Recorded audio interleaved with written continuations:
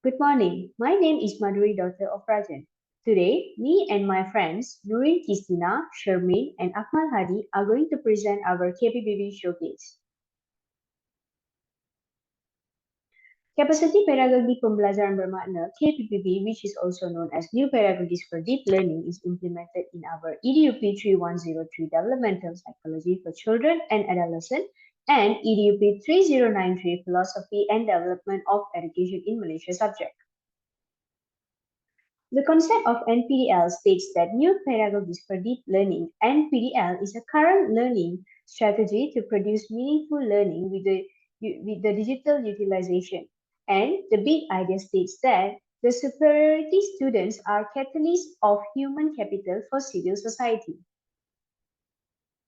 Based on EDUP 3103 subject, our learning outcome is that I learned the concept of developmental psychology, basic principles and factors influencing growth and development, and implications towards teaching and learning. And the success criteria is that I can explain the concept of developmental psychology, basic principles and factors influencing growth and development, and implications towards teaching and learning. I learned cognitive language and social emotional developmental theories from the stages of childhood till adolescence with implications toward teaching and learning. So now I can relate cognitive, language, and social emotional developmental theories from the stages of early childhood till adolescence with implications towards teaching and learning implications through resources and literature review. I also learned physical, moral, gender, personality, self-concept developments as well as categories and characteristics of special need children and the implications towards teaching and learning. Now, I can analyze physical, moral, gender, personality, self-concept developments as well as categories and characteristics of special needs children and the implications towards teaching and learning. In this KPPB, we implemented the usage of a 3E model, which is engagement, enhancement, extension. Engagement, which means students' participation on their task, digital technology support, and extension, which means expansion of learning method. In engagement, we use uh, applications such as WhatsApp to engage and communicate with each other.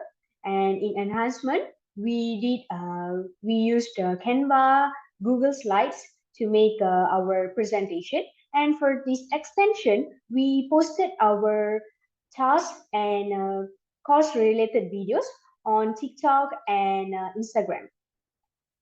Next, I'll pass to the next presenter. Next, I will share the details of the assignments that we did in order to achieve the objectives in the continuous assessment based on KPPB. As shown here, there are 3 assignments that are related to each other. 2 are from the subject EDUP 3093, which is Philosophy and Development of Education in Malaysia. And the other one from the subject EDUP 3103, Developmental Psychology for Children and Adolescents. The KPPB course idea combines 2 different formats of assessments, which are infographic product and academic writing.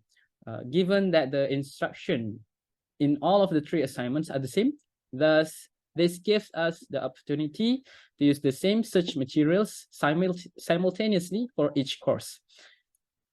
Here are some of the relations that we made with the 2 subjects in the essay, where we applied the Stenhouse model of process with Chomsky's theory of language, and also as well as a diagram of their relationship here.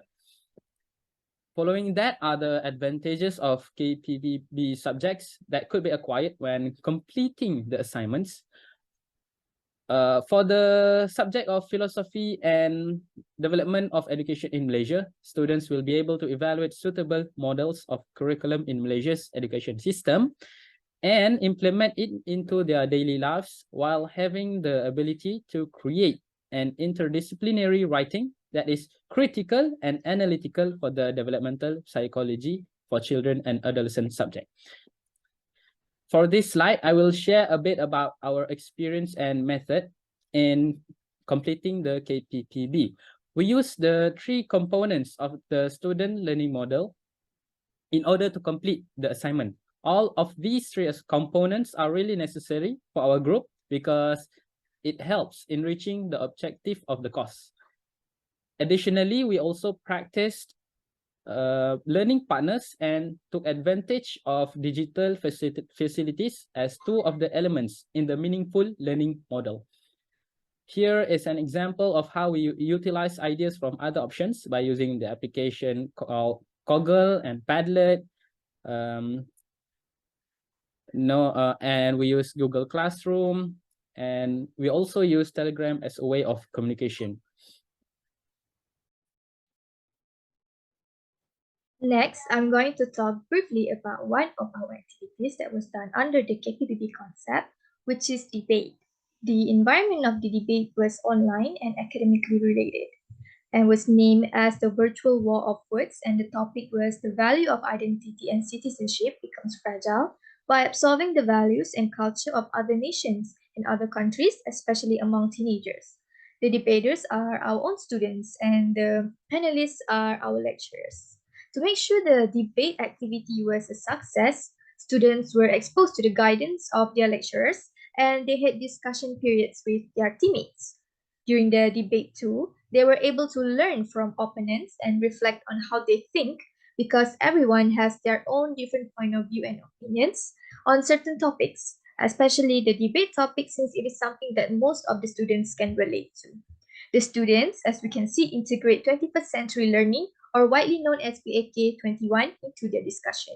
For example, instead of them discussing the old traditional way, they did some brainstorming and applied the concept of thinking upon the thinking or thinking outside of the box so that they can come up with the best outcome possible.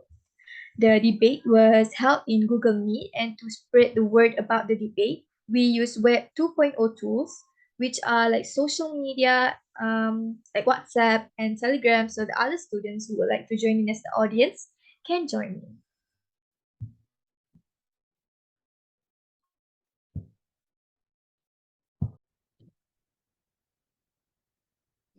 So in the KPP concept, we also have the 6Cs model. The 6C include character, citizenship, collaboration, communication, critical thinking, and creative thinking. And we have applied it in one of our learning activity, which is the innovation of preschool learning kit.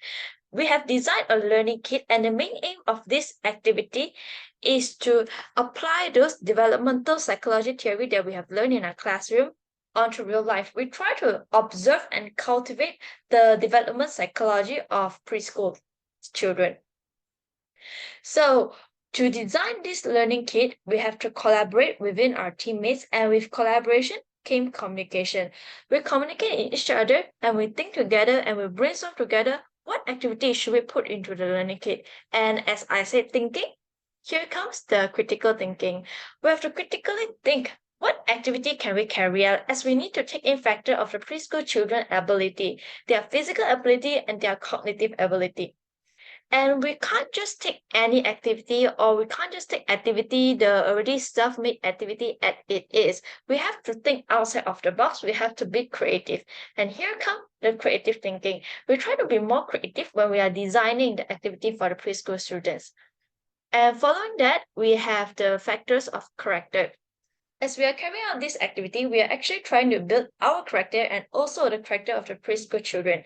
This is because when we are teaching them, when we are carrying out the activity, we are taught to be more patient and more kind to them. While to them, they're actually building up their self-confidence because to them, we are a completely stranger. So those preschool children actually are encouraged to be more confident and interact with us, even though they don't know us. And lastly, we have the factor of citizenship. We try to tackle the problem of obesity in young children. So in this learning kit, we have actually included a lot of physical activity like dancing with the song and senam aerobic. This is all to tackle the problem of the obesity in young children. And of course, we have video taken as proof that we have carried out this activity. And we have also made this video into a TikTok video, and we post it on TikTok.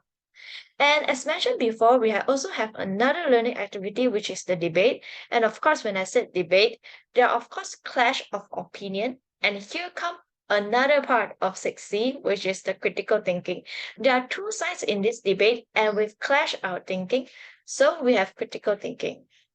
And that is all from us. Thank you.